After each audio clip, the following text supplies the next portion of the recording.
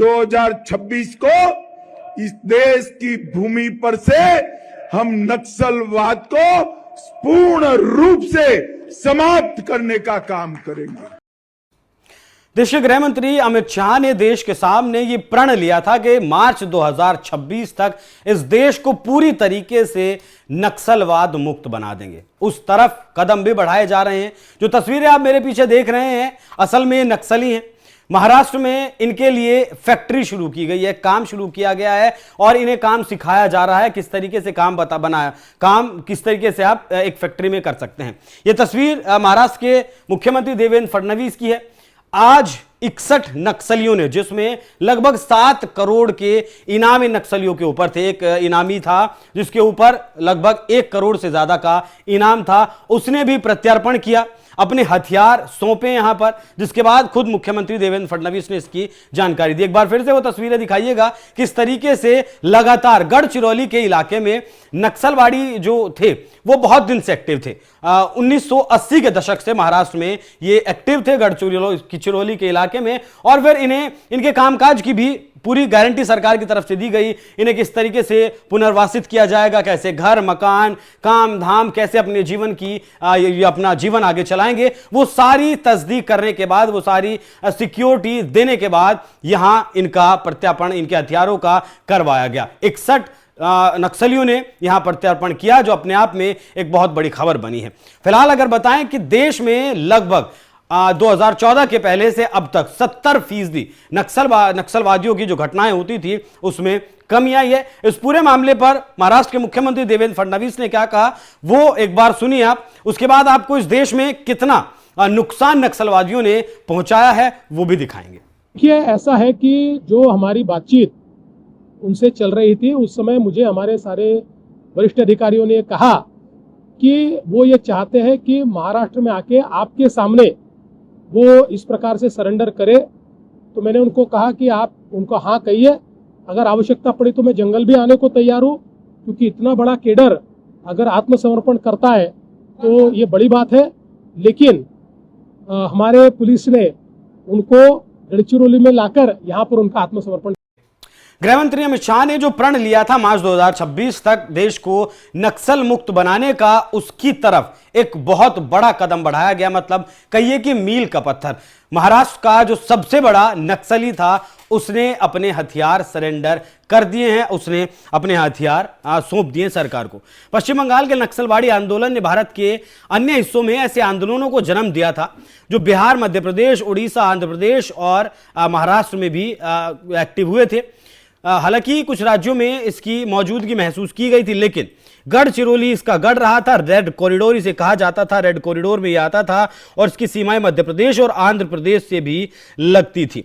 नक्सलियों ने ये कहा जाता है कि नक्सलियों ने पाया कि गढ़चिरौली की सामाजिक आर्थिक स्थितियां सशस्त्र संघर्ष के लिए अनुकूल थी। यहाँ के निवासी जो मुख्य रूप से आदिवासी थे और जंगल की उपज पर निर्भर थे, वो ज्यादातर नक्सली बने थे। तो ये इतिहास नक्सलियों का लगभग रहा है। 1980 से यहां नक्सलवाद पनप रहा था। 45 सालों से ये नक्सलवाद यहां खूनी दस्तक दे रहा था, लेकिन अब इस खूनी दस्तक को खत्म कर दिया गया है। ग्राफिक्स के जरिए अगर मैं आपको दिखाऊं कि देश में नक्सलवादी कितने अब तक मारे गए हैं, नक्सलवादियों ने कितने सेना के जवानों को शहीद किया है, पुलिस बलों को, सीआरपीएफ के जवानों को शहीद किया है, फिर आम लोग कितने मारे गए हैं, उसका एक डेटा जब आप देखेंगे तो समझ में आएगा कि देश में नक्सली हमलों में 2000 से 2025 तक 3000 से ज्यादा सीआरपीएफ, राज्य पुलिस और बाकी केंद्रीय बलों के जवान शहीद हुए थे। इससे पहला आंकड़ा इसलिए मौजूद नहीं है क्योंकि उस वक्त बहुत ज्यादा डिजिटलाइजेशन चीजों का नहीं था। नक्सली हमलों में 2000 से 2025 तक 10,000 से ज्यादा आम नागरिक भी मारे गए हैं। कुल मौतों का अगर आंकड़ा देखें तो 20,000 से ज्यादा ही हो जाता है। सेना की कार्रवाई में 2000 से 2025 तक 7,000 से ज्यादा नक्सली भी मारे गए। महाराष्ट्र में नक्सली हमलों की अगर बात करें तो महाराष्ट्र में मुख्य रूप से गढ़चिरौली, जहां यह प्रत्यर्पण हुआ है, नक्सल प्रभावित राज्यों में से एक राज्य और जैसा कि बताया रेड कॉरिडोर में ही आता है।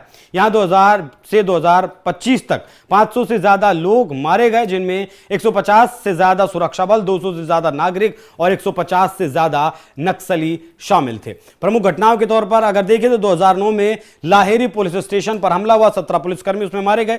2019 में आईईडी ब्लास्ट हुआ, 16 जवान उसमें मारे गए। 2024-2025 की अगर बात करें तो इसमें यहां 7 से ज्यादा नक्सली मारे गए थे। 2018 से 2020 के बीच फिलहाल मौजूदा वक्त में कोई सुरक्षा बल की मौत नहीं हुई, लेकिन कई नागरिकों की मौतें दर्ज यहां पर की गई हैं। देश की अगर बात करें, कुल सरेंडर की अगर बात करें 2015 से 2025 तक 700 से ज्यादा गढ़चिरौली पुलिस के मुताबिक यहां सरेंडर हुआ है। कुल सरेंडर की अगर बात करें तो 704 जून 2025 तक ये आंकड़ा पहुंच चुका था। प्रमुख घटनाएं की अगर बात करें तो जनवरी 2025 में 11 सरेंडर हुए, जून 2025 में 12 सरेंडर हुए, जिसमें 1 करोड़ का इनामी बदमाश भी शामिल था।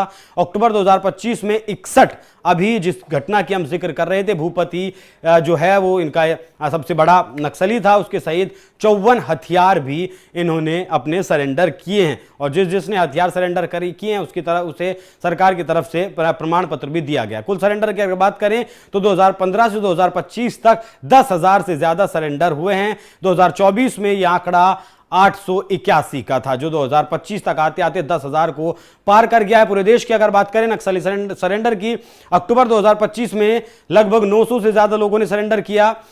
जुलाई में 2025 में 718 नक्सलियों ने सरेंडर किया। छत्तीसगढ़ के बस्तर में 66, जुलाई 2025 में तेलंगाना में 122 नक्सलियों ने सरेंडर किया और झारखंड में 30 नक्सलियों ने सरेंडर किया था। छत्तीसगढ़ में 2000 से 2024 तक 16,780 लोगों ने नक्सलियों ने सरेंडर किया। 2023 से 2025 तक 1,550 से ज्यादा नक्सलियों ने सरेंडर किया था। तो ये एक बहुत बड़ा कदम है। सरेंडर में वृद्धि का एक बहुत बड़ा जो कारण है वो ये रहा कि सरकारी पुनर्वास योजनाएं जो चलाई जा रही हैं, ऑपरेशन कागर जैसी कार्रवाइयां और नक्सली नेतृत्व को जिस तरीके से कमजोर सरकार के द्वारा किया गया है। सरकार का लक्ष्य 2026 तक नक्सल मुक्त भारत बनाना है। हिंसा की घटनाओं में अब तक 70% से ज्यादा कमी आई है। तो ये घटनाएं दिखाती हैं कि सरकार वाकई में चाहती है कि नक्सल मुक्त भारत बने।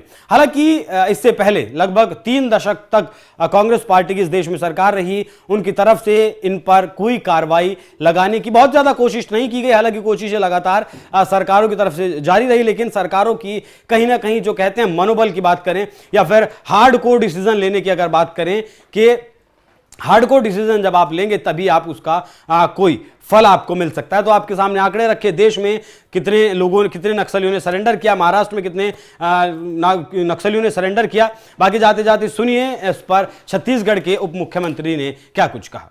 आज गढ़चिरौली जिले में 61 लोगों ने सरेंडर किया है। उनका ये पुनर्वास करना, मुख्य धारा में जुड़ना स्वागत योग्य है। उसमें पोलित ब्यूरो मेंबर जो उनके हैं, कहा जाता है कि वो जनरल सेक्रेटरी भी उनको घोषित किया गया था, जो भी उनकी स्थिति होगी। पोलित ब्यूरो मेंबर वो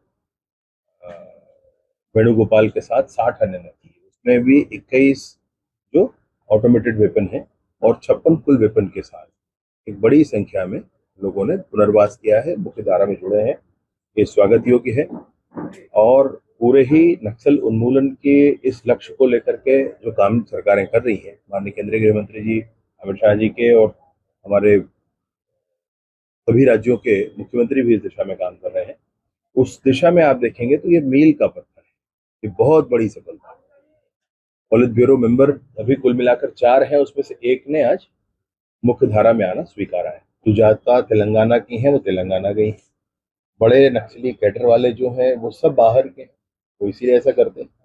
ये जो स्वयं है, इनकी पत्नी ने 8 महीने पहले यहीं पर पुनर्वास किया था और इसलिए ये भी वही गया। ये तेलंगाना नहीं जा रहे हैं क्योंकि वहाँ कॉन्फ्लिक्ट शुरू हो गया इनके साथ, ये हम सबको ध्यान में, इसलिए इन्होंने यहाँ अपनी पत्नी जहाँ उनकी गई है वहीं पर जाकर